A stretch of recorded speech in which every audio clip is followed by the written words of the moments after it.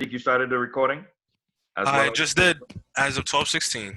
All right, perfect. So it is now 12:16. We are about to start our event, the credit, no credit, the options students have on the grade changes. With us, we have Takia Lord from the Center for Academic Advisement and Student Success.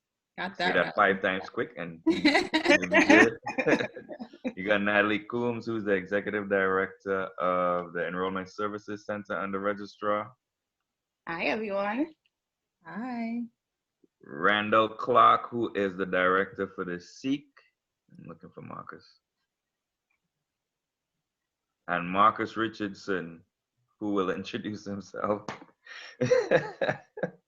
Marcus, you there? Yeah, I'm right here. How are Hey, you? what's up, man? Your voice. All things financial aid. Right. All right. So, I mean, today's event, again, it's straightforward. It's credit, no credit. I mean, there's a lot of things that's been sent out about the credit, no credit sort of policy that CUNY is trying to implement to support our students. Marcus, you're here to support her in terms of the financial aid questions that gonna arise because of this program as well. So I think maybe if you guys could start with an overview of the program, so students could get an understanding before we actually start taking some questions, that would be great. So don't all rush to go first now. So I guess I'll go first, and just a overview, and at least based on some of the information that's already been provided to students. So credit, no credit is really a flexible grading policy that came about in response to COVID-19. So it essentially allows students to choose courses that they want to take for credit, no credit, as opposed to just getting the letter grade.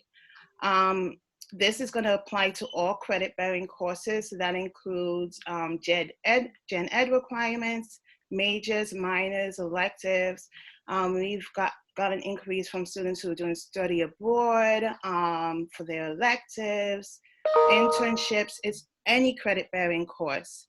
Your faculty member or your instructor is not going to give you credit, no credit. They're going to give you a letter grade.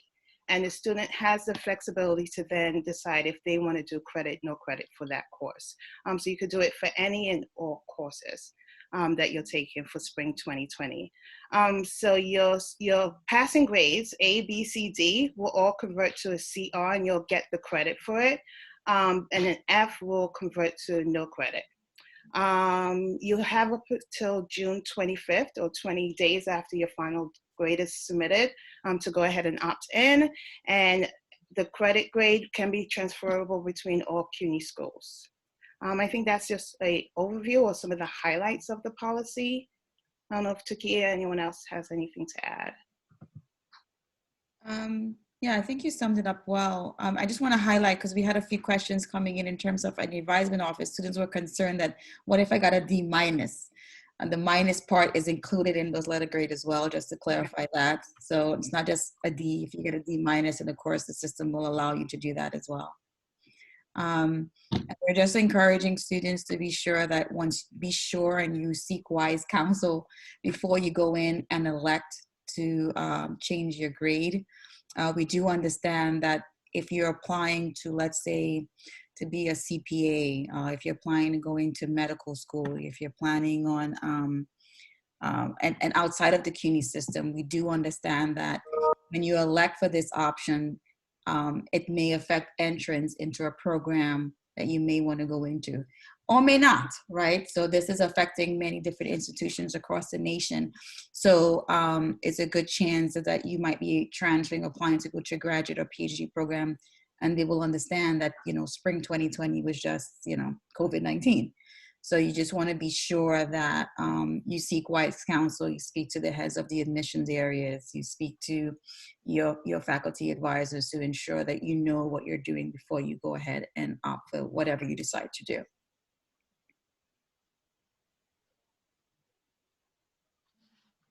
Great, and so I guess I'll give a quick overview that it's not going to impact your financial aid. If you elect to use credit, it's definitely not going to affect your financial aid because you're actually getting the credit for that course. And because there's no grade associated with that course, then there's no GPA implications. It's only if through other grades that you've gotten that you are falling below, let's say a 2.0, and that would trigger what we call satisfactory academic progress. Now, if you elect no credit, it could have implications on your progress. Typically in financial aid, we want students to earn at least 2/3 of their attempted credits. So for ease of math, if you attempt 90, there's an expectation that you're earning roughly about 60 of those credits. Any student that fails satisfactory academic progress, we will reach out to them individually and give them an appeal form where they can cite any concerns related to COVID-19, and will reinstate the financial aid, reinstate the student's financial aid eligibility. So like Takia and Natalie mentioned, you know, those options are available to you, and you want to make sure that you're seeking the proper academic guidance regarding a decision of whether to take credit, no credit. But as of right now, Takia, would you agree that students should continue and try to finish as strongly as possible? That's very encouraging right now, because a withdrawal looks completely different than actually earning a grade, right, Marcus? So we know that the liability it will be viewed differently that way. So we're asking students to hold on there, try to stay in the classes as long as possible, try your best. And then at the end, then you can make a decision once the grades come in. And so I just want to clarify what Takia just mentioned.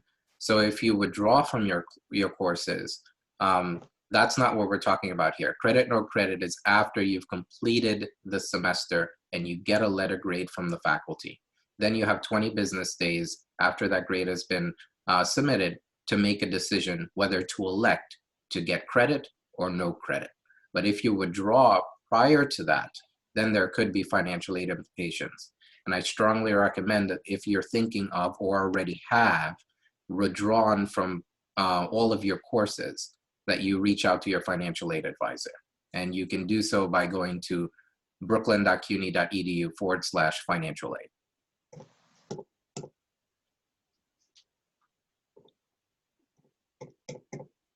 Yeah, so thank you guys for the overview. So students, this is really a session where we sort of envisioned you guys asking your questions and you taking over this program that we sort of put together for you, because it's really about supporting you and really getting all the answers to any questions that you may have. So you have representatives from the Center for Academic Advisement and Student Success, Enrollment Services Center and Registrar, and all things financial aid with Marcus. And then we also have the SEEK director here. So if you have any questions, now is the time you should do it, because we really want to make sure that you guys make the correct decisions moving forward. So there's a question in the chat from Elisa. Can every class on our schedules be converted to credit, no credit? So yeah, every class. Again, the student actually has to take the steps to opt in. So I'll speak a little bit about what that opt-in process looks like. We're still getting information back. CUNY's been doing a really good job of trying to implement this in CUNY First, so students could go to their student center in CUNY First, view their grades for spring 2020, and right there, they'll be able to opt in. We should have instructions on how they could do that shortly. We'll be sending that out via email. I'll make sure that we get that information to David so he can send it to all the participants.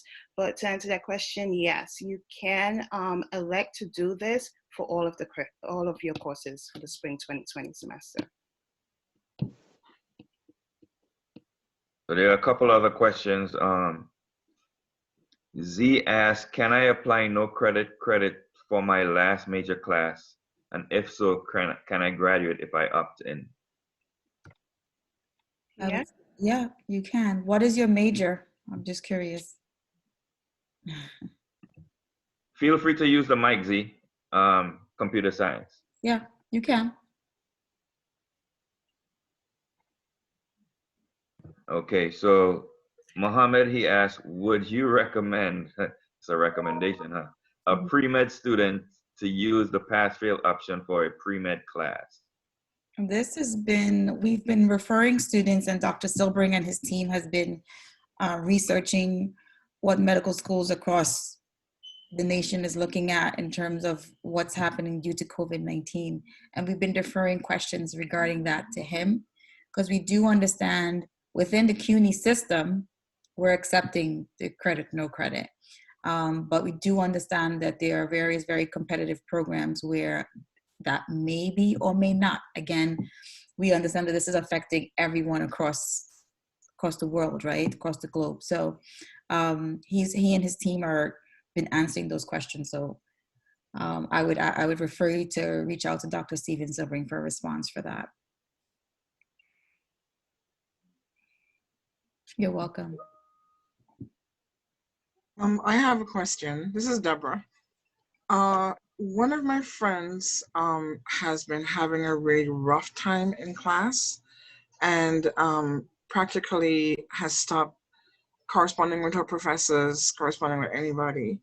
In terms of resources, who should I tell her she should speak to? Because she's going through a lot right now. You know, lost a job, COVID, everything. So she's graduating, I think in the fall, she's supposed to graduate. So she's like basically shut down. And the professors can't reach her. She speaks to me sometimes. So if I need to get her resources, who should I speak to or get her to speak to? Because she might not want to speak to just, you know, to multiple people. Who might be the best in terms of her getting back on track? Well, is she willing to, is she willing to talk to you? You think if someone from our area reach out to her, she's willing to talk to someone? Yeah. It would be starting us with, because we do that in our area in advisement. We can reach out to the student, but it would be connecting them to resources. So it'd be us reaching out to the student, getting a true sense of what the student expressed to us, and then getting them to either someone in personal counseling probably, and even connecting them with a representative from student affairs to see if there's something that we can assist them with, if possible, what resource, pulling from the resources the university has for this.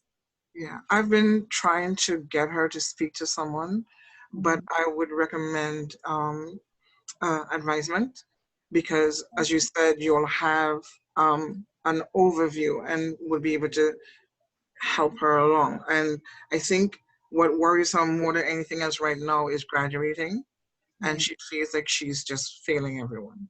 Right. I mean, if after this call, David, if you can connect and get me the information, we can reach out and start that process. Okay, well, I'll do that. Yeah. All right. There are a couple other questions. So Mark Solomon asked, does a P and F applies to grade he received in the fall of 2019? So I think we need to differentiate between pass and fail and credit, no credit. So we've always had a pass-fail option available to students, but it only applies to electives. And obviously the deadline for that for the fall has passed. But for this particular flexible grading policy that's in response to COVID, it's a credit, no credit policy, but it's only applicable to spring 2020. If by chance you took an intercession course, we can consider credit, no credit for those courses. If that's the case, you've taken a course in the intercession and you want to apply credit to no credit to that course, you could reach out to us at the registrar's office and we can help with that. So it's just registrar@brooklyn.cuny.edu. Can you hear me? Yes, go ahead, Mark. Hey, Natalie. I was referring to an incomplete that I took in the fall. Okay. Yeah, sorry. Yes, so if you took an incomplete in the fall, I believe the deadline to complete that has been pushed back, I want to say to August, if I remember correctly. But yes. Let me get, I need to get this clear because I have one more class I need to complete, and I got a call this week, and I completed one course, but I have a second course that I need to complete, and I haven't heard from that professor. And they gave me a date of Monday. And so over the last 4 to 5 days, I had to push everything to the side and get all that stuff in. So Yeah, we ended up extending it. Let me pull the deadline for you, okay? It's the 16th. I just checked it. August 16th. That's a Sunday. Is the last date for undergraduate and graduate students to complete and submit any incomplete work to resolve for fall 2019. Great, thanks to Kia. Yeah, so it's been extended. oh Yeah. so okay, because I'm wondering why I haven't heard from other professors in lieu of this, and I heard from that one professor, and they were saying that if I didn't get it in, I will get a FI, F incomplete, I guess. The FIN, yeah. What is your instructor's name? If you could get that to us, and we could just confirm that, because we did send a communication out to the entire college community, but we'll send something out just to be able to get that in. You could email me just because I didn't want you to put the professor's name out. Okay. Email me the information. I understand. We'll connect up there. Great. All right. And Natalie, thank you so much. No problem. And you're in the registrar office? Yes, the enrollment services area. So it encompasses the registrar and transfer evaluations, testing, and the enrollment services center, the one-stop. Okay, you said, what was it, the human service area? You didn't come out clear. Enrollment services center. Oh, enrollment, okay. Thank you. You're welcome. All right, so we have a question from Derek Martin. What about classes that require you to pass with a certain grade from the department? That this be due to COVID-19, the no credit policy supersedes that. So even if, let's say, for example, I know the math department has a minimum grade to get from pre-cal to cal. If you put credit, you will be able to go into calculus the next semester. All right, this question is probably for Marcus or both, or everyone there. How are incompletes handled? Can I retake the class with a different professor next semester? Do I have to pay for the class twice? Those are like 3 different questions. So you're referring to if you receive an incomplete for spring 2020. That wasn't me. No. So, No. Elisa, you could jump on and clarify. Hi, can you guys hear me? Yeah. Okay. I was wondering how incompletes were handled at Brooklyn. I talked to a professor and he said that they were difficult. He tried everything to prevent me from taking incomplete in his class. But for another class, it's looking like an option. I was wondering since I paid for it this semester, if I do it incomplete, we'll have to repay for it next semester.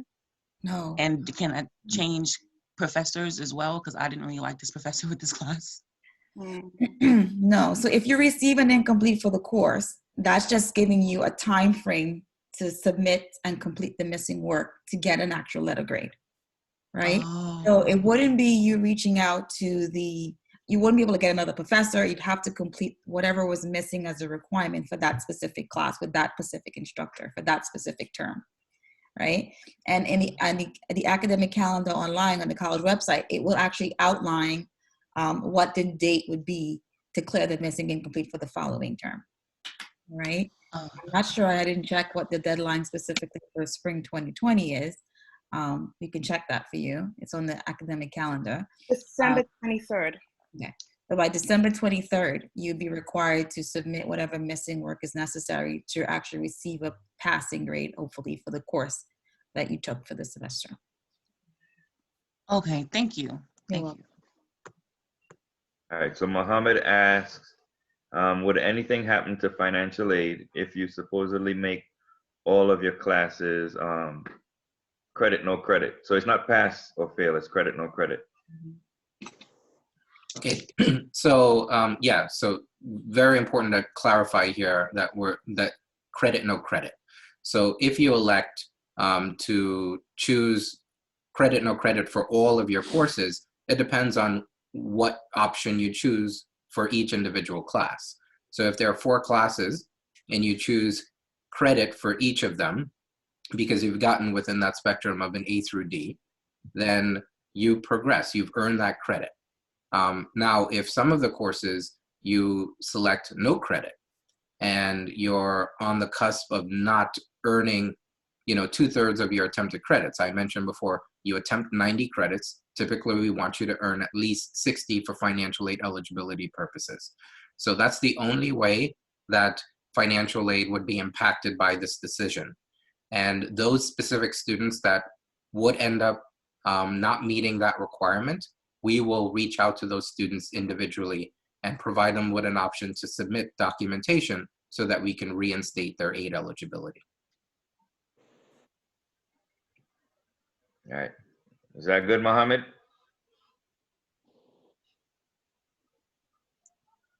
You're welcome. All right. So again, this is an open forum for you guys to ask questions. We're gonna leave about 10 seconds. You could either just raise your hands or jump onto the microphone and ask your questions. If not, this will be a short session today, because it's really about you asking your questions that you need clarification on.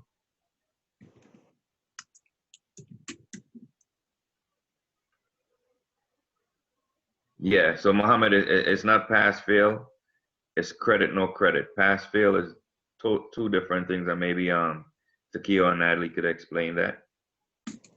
Yeah, so as I mentioned before, pass-fail is an option that's always been available to students, but it only applies towards elective courses taken. So not towards any of the general ed requirements, majors or minors.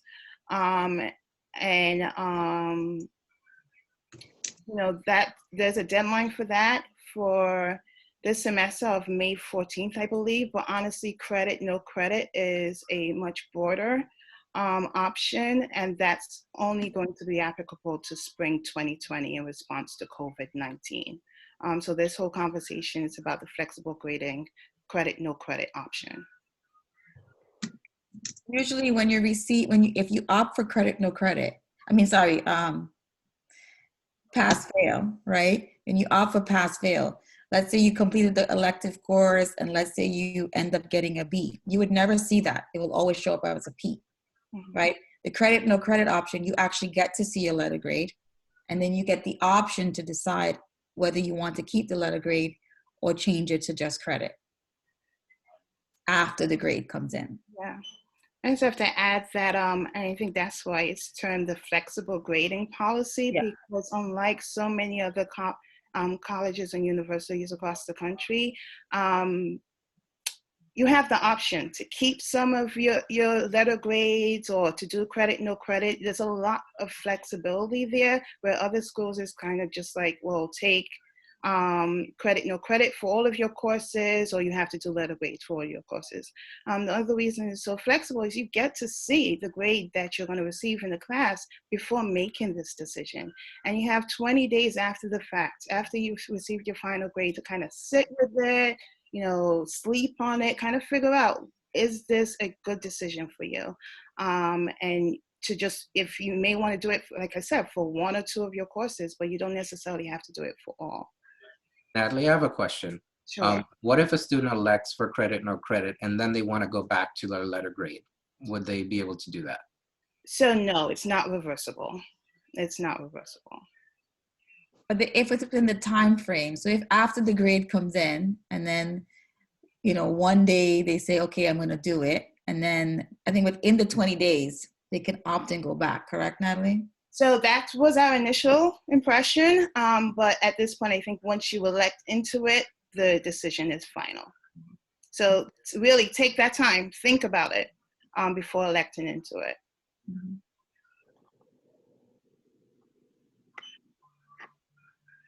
Right. Does anybody else have a question? So I have a question for students. How many, if any of you, are considering using this option?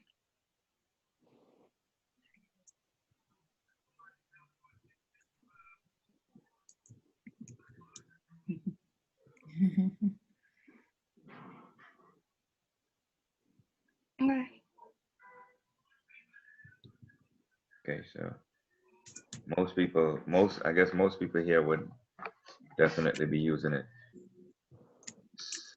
Wow, a senior is. So I know this student coming in, he has question. Then Denise, do you have any questions for the panelists? Me? Yeah. So one of my biggest concern is my swimming class. We haven't had class. He's been sending us videos, and my concern is how are we gonna get a grade? Nobody has discussed that with us. I send kinetics is the department. I send them an email. No one has been responding. So I'm just trying to figure out what's gonna be my grade. Did you correspond with your instructor? Did they provide an updated syllabus or anything like that since going to distance learning? No updated syllabus, but he's been sending us videos, and he's saying that our final is going to be a written final. This is not what I signed up for. I signed up for a swimming class. Right, and that's the case for all students, right? We have students who are in art classes, we have students who are in lab courses. Just due to COVID, everyone just had to pivot and do things a different way that we've never done in our lifetime, right? So I would advise you to see if you can set up a one-on-one with your instructor so you understand exactly what is expected of you to be able to perform well in the course. My guess would be is that your instructor is submitting information to you.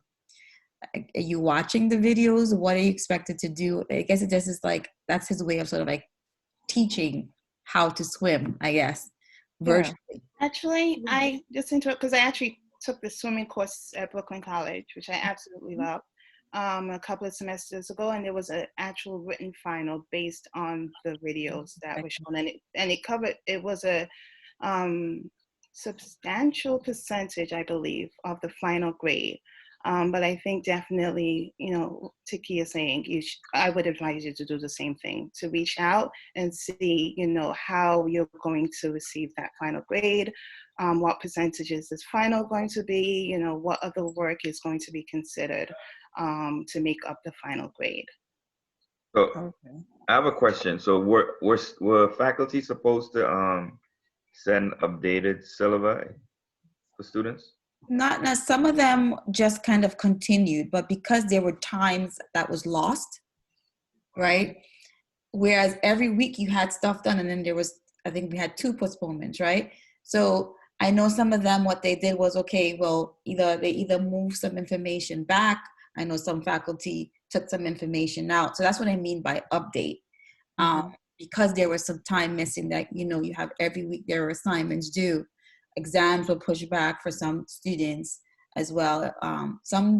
There wasn't an interruption, right? Especially the ones who were already hybrid and fully online. But in some cases, that's what some faculty did. They didn't necessarily have to, but they communicated with their students in terms of what changed based on the missing time frame. Yeah, because for my other classes, it's a different situation because the class was partially hybrid, and the instructor has been communicating with us every week.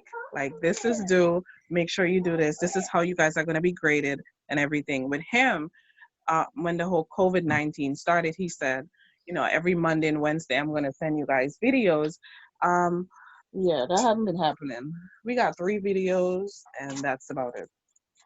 So I understand it's hard on everyone, but I just want to know about grades. I would reach out and have that conversation and address your concerns with your instructor.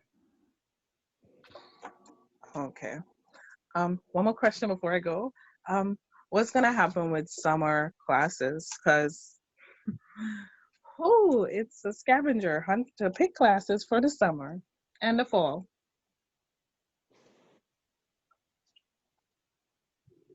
Well, summer classes has been assigned that all our summer classes currently are fully online. Some of them are fully online where it's there's no day and time that you have to be in a Zoom call like this, and some of them are set up where they are. that way. If you're interested in taking summer classes and you have concerns about selecting a course, I would recommend that you schedule an appointment to meet with an academic advisor in our area, and we can go over your degree progress report and recommend courses if you're interested in taking in summer. We can do that with you, and we could also do the same thing for fall. Oh, okay. Can I leave my email in the chat, because I've Denise, tried.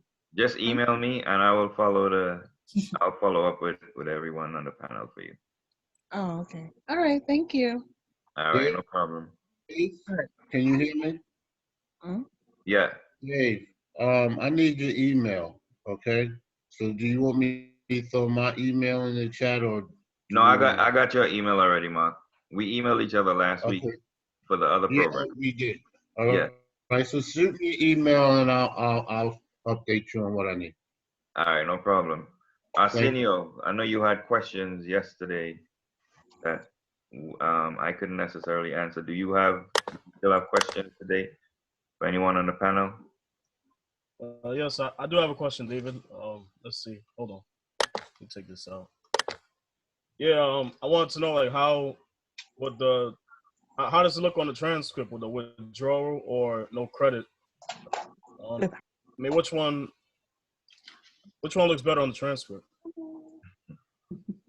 I don't know, man. I don't know. David laughing. I don't know, man. Laughing moment, man. Are we really laughing at our pain? You know, no. I'm thinking about withdrawing from pre-calculus, so I don't.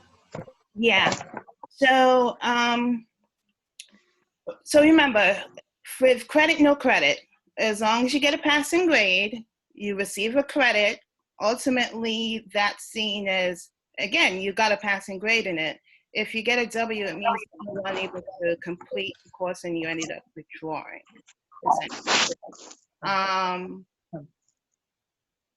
On the transcript, it will be listed there as credit, no credit. We will have a comment in the glossary saying that all spring 2020 grades and any credit, no credit grades that were received then were a result of COVID-19. So there will be an explanation there, and I find it hard to believe that anybody will forget this semester, honestly. So I think most people looking at the transcript for spring 2020 will see that. As you know, Takia mentioned earlier, we recommend, if you think you could pass, to just stick through it and do credit, no credit. I think that really is the best option for students.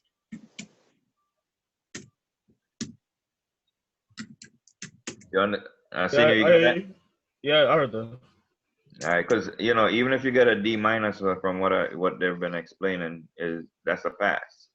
So if you could even just pull through a D- in your class, you want to get that. I saw Elisa has a question. Said it's off topic, but if it's to anyone here, you can go ahead and ask the question, Elisa. Yeah, it's concerning financial aid. I was wondering, are there going to be any? Because I tried to make a appointment with work study, and they said they're not even making appointments. Is there going to be any financial aid given for the summer courses outside of like grants and things like that, or? So there is Pell available if you're eligible. There's federal direct loans. Right now, we are looking for additional guidance as to how we can get federal work study up and running for the summer and for the fall. So that's the pause that we need to take, because typically, there are tax forms, federal and state tax forms that need to be submitted. There are certain things that require, certain signatures. So we're just looking through those regulations. And as soon as we have options for programs like federal work study, we'll be distributing that out and letting students know what options are available. In addition to any other forms of payments, there are payment plans that are available for the summer as well. Unfortunately, there was the deadline for the Zicklin Summer Fellowship ended on yesterday. I submitted an application. Excellent. So that's another great option for funding a summer course. It's specifically earmarked just for that. So there's a lot of additional options that could be available to you. I strongly recommend that you make that appointment. Please get your information to David, and I'll make sure that you get connected, okay? Because there's no option to make an appointment. They said they're not even offering appointments. And my biggest concern was the fact that I was approved for federal work study. I had the budget. I talked to Mr. Wells, and he hired me. And then I got an email right after Corona that said that they can't help place me, even though I never needed help placing. And I don't know what's going to happen with that money that I was allotted for this semester. Right, so those appointments are for placement are currently not available. There are appointments to meet with your financial aid advisor. So please get your information to David, and I'll make sure that we get you connected with someone. And we're looking at placement options for the summer. So that's to be determined, and we'll let you know as soon as we're able to get that up and running. Okay, thank you. You're welcome. All right, so Mohammed, I didn't want to pass over the initial question of how would the credit, no credit show on the degree works? I'm guessing NC or CR? It will. We're still testing it out. Our degree work scriber is still working on testing everything out. It will look the same way it does for a regular grade. It will be, the NC will show up where the grade's supposed to be viewed and so forth. And then again, if it's a CR grade, then that bucket, that would be fulfilled. That requirement will be fulfilled. Okay. And the other question is there allocated funds for COVID-19 emergency? So yes, that was part of the CARES Act, the stimulus package that was passed by the federal government. And right now, the university is in final stages of getting that configured and sent out to students. As soon as we have additional information on that, we will share it out to the entire Brooklyn College community. But that is being finalized right now, and eligible students are being identified. So as soon as we have that information, we will absolutely communicate that out to the community. Is it being given, or we have to apply for those funds? You don't have to apply. You had your FAFSA on file. All of your need eligibility is there. So that's the information that's being looked at. Is that for grad and undergrad? Both grad and undergrad are being considered, correct. And that I was very happy to see that the regulations extended to graduate students, of which the options for financial aid and funding are usually limited to loans. So it is extended to both undergrad and graduate students. Okay, Narayan, so just before I move on, because I know the financial aid questions are really important. Is everybody clear on what Marcus just said? Tacit consent, thank you. So the credit, no credit option bypasses prerequisite grades needed for certain courses, right? Correct. All right. The answer is yes, Narayan. Now, I would say this though, if you know that you didn't, it allows you to go to the next course, but if you know that you did not gain the right amount of information to move on to the next course, is that really wise? Right? So if it is that your grades suffered because of COVID, but you grasp the information and you feel confident going into the next class, yes, nothing is going to stop you from moving on with the CR. But if you know that you are not academically prepared for the next course, consider that as well before you move on. Okay? Yeah, and I think that's important, right? Because we want to make sure you guys are successful in your next set of courses once this is over and you're actually able to focus on the classes solely. So I think that was definitely important, and I don't think it's something that students are considering, you know, because it's like, let me get a D- and I'll move on. So definitely consider what Takia just said.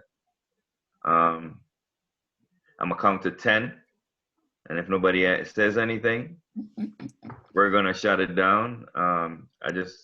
Okay, I have one question. It's off topic. I'm sorry. What is the time limit to protest a grade that I received? What semester are you referring to? Spring of 2019. Okay, so if you receive the grade that you're not satisfied with, you're supposed to reach out to the department within the next semester.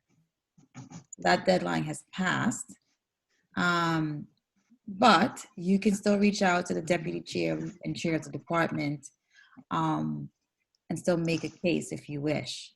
To the deputy chair? Deputy chair and or chair of that major department. But traditionally, a grade appeal is done within the semester after the grade was put in. So if the grade was spring 2019, during fall 2019, you should have been inquiring, September, October, about, Actually, I made an inquiry. Actually, I made an inquiry, but nothing. I never heard anything about it.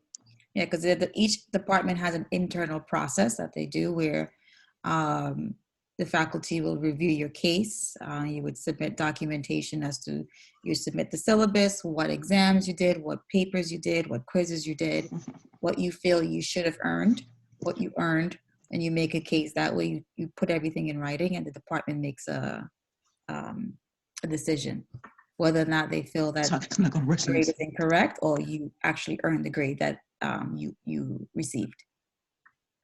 Yeah, well, I know I earned a higher grade because he gave me an F on my last paper. He said he received it one day late, but I know I sent it in a timely manner and delivered a physical copy to the department.